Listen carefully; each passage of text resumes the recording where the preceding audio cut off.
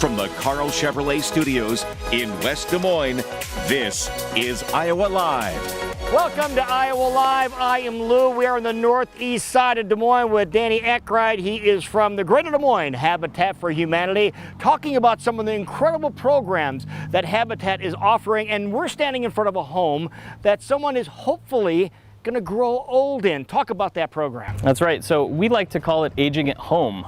You might have heard it as aging in place, yeah, but you don't call it that. We don't call it that. We call it aging at home. We think that home is the best place for someone to grow old and keep living their life in the right place for as long as they can. Why is that the case? You know, we know that there's a better outcome for people's health, for people's mental health, and people's happiness if they stay in the home that they know and love for as long as possible. Now, when Habitat comes in, what do you do to a home? Do you give it an overview and see what type of things need to happen? That's right. So we'll work with the homeowners to see what needs to happen in their house so that they can stay in that home for as long as possible. And so that can include things like a ramp, which you see here, tub cuts, grab bars, and other repairs to their home. Let's talk about those last two things that you talked about. The grab bars. We're going in reverse order. The grab bars, that seems very simple, very basic, and something that can happen rather quickly. That's right. But it's super important for people to be able to get up and about and maintain their mobility in their home, and a grab bar can be a really simple way to make that happen. And it's more than just in the shower too, isn't it? It's right. It's really anywhere in the house that might be needed to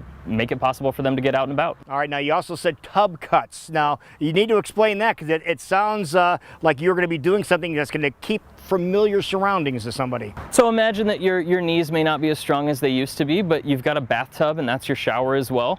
You're having trouble getting in and out, so what we do is we make a cut in that tub that allows you to use it as a shower still without tearing up your whole bathroom, but still get in and out of the shower. And again, do that in short order too, so less time, less hassle. That's right. For the homeowner. And then you mentioned the ramps. Now this seems to be one of the more popular things that Habitat installs at homes. That's right. We are really good at building sturdy, useful, and effective ramps, and it's just really great to see them add to the mobility of our homeowners that we work with. Yeah, you have a couple stories here talking about how people have utilized the ramps because they really come into play. And we're talking about people, when you're talking about people that are able to grow old in their home, some folks that might be in their 80s or even 90s, and that's the story you have for us. That's right. So we have a family out in Urbandale where mom and dad owned the home for more than 50 years. Wow. Adult kids had grown up in that home and now are helping to care for mom and dad.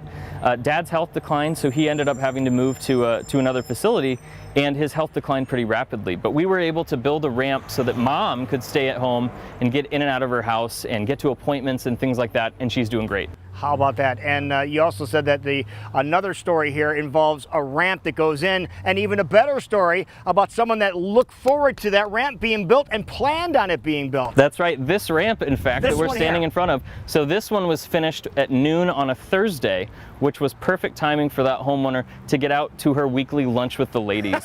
So as soon as they were putting their tools away, she was able to get on out and get out to keep living her life. And how does that make you feel at Habitat when you see people that are utilizing the things and able to stay in their home? You know, we know that home is one of the most important things for people. It's a place of stability and safety and comfort, and when we're able to help people stay in the homes that they know and love, it just gives us the warm, fuzzy feeling. We're fulfilling our mission. Now, is this all part of the Rock the Block programs that you have around the city? That's right. So these are just examples of some of the Rock the Block home repairs that we do, which would include everything from replacing windows to furnaces, doing all kinds of things to help maintain homes. How long of a process is it before someone applies for the Rock the Block program and then it's accepted and someone comes and works on their home? What's the turnaround time for something like that? So the turnaround time will depend on the complexity of the project, and right now we're facing some shortages of things like windows, which is a shortage that we're facing nationwide. But yeah, that timeline can take just a couple months, up to a few months to get that work done.